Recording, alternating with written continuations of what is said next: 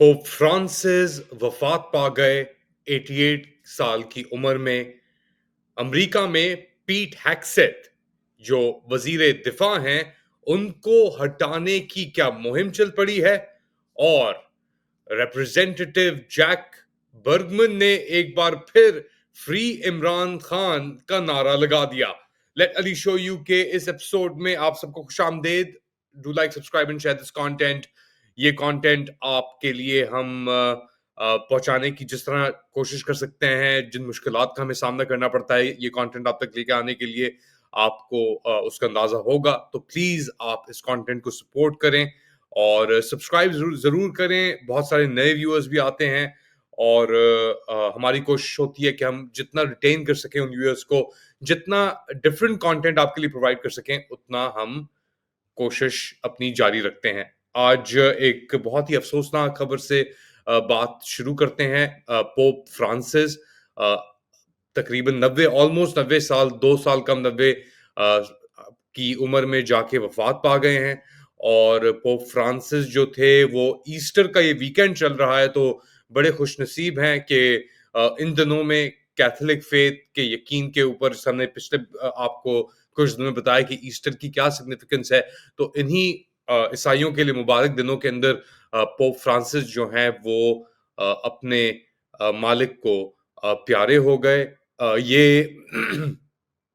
Basically थे तो Italian, मगर इनकी पैदाइश हुई थी अर्जेंटीना में। और अ, ये बड़े ही डिफरेंट फेजेस से गुजरे। अर्जेंटीना में इनको बड़ी मुश्किलात का सामना भी करना पड़ा। जो अर्जेंटीना में एक फैशिज्म का की लहर जो चली थी, जब पोप फ्रांसिस उधर मौजूद थे, तो अब आके वो इंतकाल कर गए हैं। और दुनिया के अंदर याद रखें कि तकरीबन 1 अरब 1.2 या 3 अरब के करीब कैथलिक फेथ के मानने वाले हैं। क्रिश्चियनिटी के तकरीबन 2 या 2.2 अरब के करीब है, मगर उसके अंदर से आपके अंदर प्रोटेस्टेंट्स भी आ जाते हैं, डिफरेंट फेथ्स के यानी डिफरेंट सेक्ट्स के जो है। मगर कैथलिक चर्च जो है और उसकी जो बुनियाद रखी गई थी, वो हम जानते हैं कि तकरीबन 2000 साल पुराना ये इंस्टीट्यूशन है। और 12 साल इस 2000 साल में से पोप फ्रांसिस ने गुजारे। और वो एक ऐसे वक्त में आए जब कैथलिक चर्च के अंदर एक आप समझ लें थोड़ी कंफ्यूजन थी, थोड़ी दरार थी। इनसे जो पहले थे कैटसनबर्ग, उन्होंने अपना ओहदा छोड़ दिया था, रिटायर किया था पहली बार। पता नहीं कितने 1000 साल के अंदर के किसी पोप ने अपना ओहदा छोड़ा था। तो 2013, हम मई की बात कर रहे हैं, मई 2013 के अंदर पोप फ्रांसिस ने पेपसी यानी कबूल की। और उसके बाद उन्होंने जो अपना मिशन था उसे एक बड़े ही आजिज़ी से और खलूस से और मोहब्बत से उसका इजहार किया। और उस खलूस और मोहब्बत का ये उनके आखिरी दिनों के अंदर ये आलम था कि वो हर रात को सोने से पहले गाजा में जो कैथलिक मिशन था उधर कॉल करते थे और वहां से बात करते थे। और उनका बड़ा क्लियर स्टांस भी था। अभी मेरे ख्याल से इस क्रिसमस नहीं, से पिछली क्रिसमस उन्होंने एक जो नेटिविटी सीन होता है जिसके अंदर बेबी जीसस दिखाया जाता है, तो उसके अंदर उन्होंने बेबी जीसस को एक फलस्तीनी कफिया के अंदर रोल अप किया। और जहां तक कि पूरे वेस्टर्न लीडरशिप ने फलस्तीनियों के ऊपर यानी पूछा तो दूर की बात, अमेरिका तो यहाँ एक कांस्टेंट उसके अंदर इन्वॉल्व था इजराइल की हिमायत के अंदर फलस्तीनियों को कत्ल करने में गाजा में। मगर तो उसके अंदर पोप फ्रांसिस ने जो पोजीशन उठाई वो एक बड़ी यूनिक पोजीशन थी। और उसके बाद अब देखते हैं कि अगला पोप कौन आएगा। अब एक कॉन्क्लेव होगा। कॉन्क्लेव से मुराद के पूरी दुनिया से जो बिशप्स हैं, high level high ranking bishops, वो जमा होंगे वेटिकन सिटी रोम के अंदर। और फिर वो जाएंगे सिस्टीन चैपल में, दरवाजे बंद होंगे और फिर वो डिसाइड करेंगे कि अगला पोप कौन होगा। धुआं निकलता है, बेसिकली 2 किस्म के धुआं होता है। काला धुआं होता है कि अभी एक इंडिसीजन है, और सफेद धुआं जो होता है वो दिखाता है कि नया पोप चूज कर लिया गया है। सब जो सिस्टीन चैपल के दरवाजे हैं वो बंद कर दिए जाते हैं اور پھر اپنی ووٹنگ کرتے ہیں اندر جو کارڈنلز ہوتے ہیں. تو ایک بہت لمبا ایک طویل انسٹیٹیوشن ہے کیتھولک چرچ. 2000 سال اس کی یہ ہسٹری ہے. سینٹ پیٹر کہتے ہیں انہوں نے اس کی بنیاد رکھی تھی.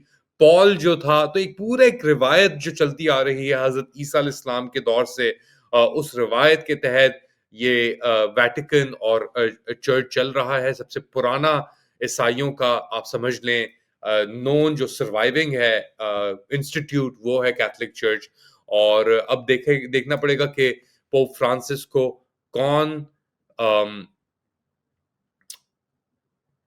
بیسکلی چوز کرتے ہیں اگلا اپنا لیڈر اور ہیڈ. اور نہ صرف یہ ایک دینی انسٹیٹیوشن ہے, یہ ایک بزنس ایمپائر بھی ہے, کیونکہ جو کیتھولک اور ویٹیکن چرچ جو ہے وہ دنیا بھر کے اندر اس کی پراپرٹیز ہیں اور اون بھی کرتے ہیں. تو بلینز آف ڈالرز کی ہم بات کر رہے ہیں, اور کلچر کے اوپر بھی اس کا ایک بہت بڑا امپیکٹ آتا ہے. تو اب دیکھنا پڑے گا اس کے اندر. اور انٹرسٹنگلی لاسٹ جو ملاقات ہوئی تھی پوپ فرانسس کی, وہ ہوئی تھی امریکی نائب صدر جے ڈی وینس سے. تو آن لائن میمز بھی بڑی چلی ہوئی ہے کہ جے ڈی وینس نے کی وجہ سے ملنے کے بعد ان کو سہا نہیں کیا اور وہ اللہ کو پیارے ہو گئے. مگر خیر یہ بات تو میمز اور یہ سب چیزیں تو چلتی رہتی ہیں. امریکہ کو لے کر ایک جے ڈی وینس یہاں پہ آئے اور اس کے بعد وہ گئے انڈیا, اور وہاں پہ ان کی ملاقات ہوئی ہے نریندر مودی صاحب سے بھی. اب ٹیرف سر فہرست ہے کہ انڈیا کیا لے گا امریکہ سے, F-35 کی بات ہو رہی ہے. تو مودی صاحب ایک بڑی ڈیفیکلٹ سچویشن کے اندر ہیں, اور جے ڈی وینس ان کی جو وائف ہیں اہلیہ ہیں وہ obviously انڈین اوریجن ہے, اور وہ بھی پہنچی ہوئی ہیں بچوں کے ساتھ. تو ایک وہ بھی ایک انٹرسٹنگ کانورسیشن ہوگی جو جے ڈی وینس اور مودی کے درمیان ہوگی. یہ تو امریکہ کا فورن پالیسی انڈیا کو لے کر ہے. پاکستان کو لے کر Jack برگمن, lieutenant general Jack برگمن retired, جو اب ایک ریپبلکن ریپرزینٹیٹو ہیں آرم سروسز کمیٹی کے اندر, بڑے ایک نمایاں کردار ہیں ابھی, اور پاکستان کوکس کے کو چیئر ہیں ریپرزینٹیٹو سوزی کے ساتھ جو نیو یارک کے ہیں. اور ریپرزینٹیٹو جیکسن, سوزی اور برگمن گئے تھے پاکستان, جہاں پہ ان کی ملاقات ہوئی ہمارے سپہ سالار نمبر 1 جنرل عاصم منیر کے ساتھ. اور وہاں پہ بڑی پچز بھی ہوئی, تصویریں بھی لی گئیں. ایک درار پڑ گئی پاکستانی امریکن کمیونٹی میں دیکھ کے کہ یار یہ تو تصویریں لے رہے ہیں, ہم نے ان کو کسی اور مقصد کے لیے بھیجا تھا.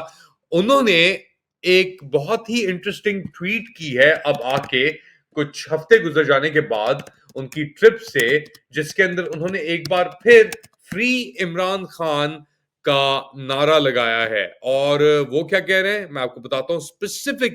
اسپیسیفکلی ان کی بات چیت اور ملاقات کر کے, یاد رکھیں کہ ان کی ملاقاتیں ہوتی رہی ہیں پاکستانی وفد سے بھی, اور کئی لوگوں سے ان کی ملاقاتیں ہوئی ہیں.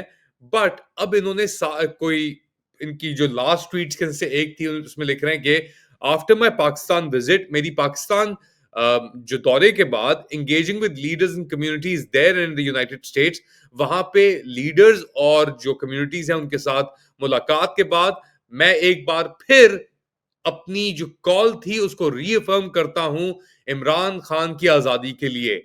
A strong US Pakistan relationship, ایک مضبوط امریکی پاکستان ریلیشن شپ, تعلقات thrive on shared values, جمہوریت, انسانی حقوق اور معاشی ترقی کے اوپر یہ بنیاد قائم ہے.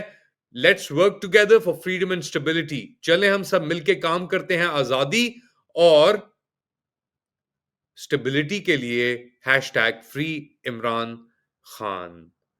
تو اس کا کیا مطلب ہے ہمیں نہیں پتا, کیونکہ ریزرویشنز تو obviously ہیں پاکستانی امریکن کمیونٹی کے اندر بہت ساری اس چیز کو لے کر, مگر جو پاکستان کے اندر آپٹکس تھے اور ریالٹی کیا ہے اس کے اندر ایک بہت بڑا چیزم موجود ہے.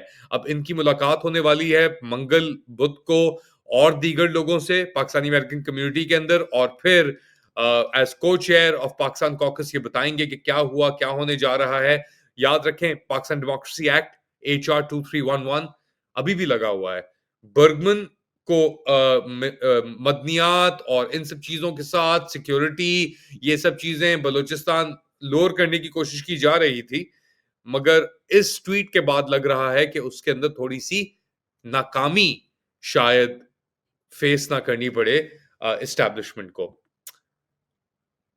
ایک موضوع یہ امریکہ کے اندر ایک اور بڑی خبر چل رہی ہے، اس کے اوپر میں بریفلی ٹچ کروں گا. پیٹ ہیگسیت وزیر دفاع کے اوپر پریشر ہے کہ وہ یا تو وہ ان سے کہا گیا کہ استعفیٰ دے دیں، یا انہوں نے خود ہی استعفیٰ دے دیا ہے، یا یہ افواہیں گردش کر رہی ہیں کہ ان کو نکالا جائے، اور اس لیے کیونکہ وہ مخالفت کر رہے تھے جو ایران کے اوپر حملہ تھا اس کی، اور ایک سگنل کے اوپر انہوں نے بڑی کانورسیشنز کی ہیں، جو ایپ ہے آپ کی میسنجر ٹائپ کی، اس کے اوپر اس کو بنیاد بنا کے ان کو ٹارگٹ کیا جا رہا ہے کہ ان کو نکال دیں آپ یا نکالیں.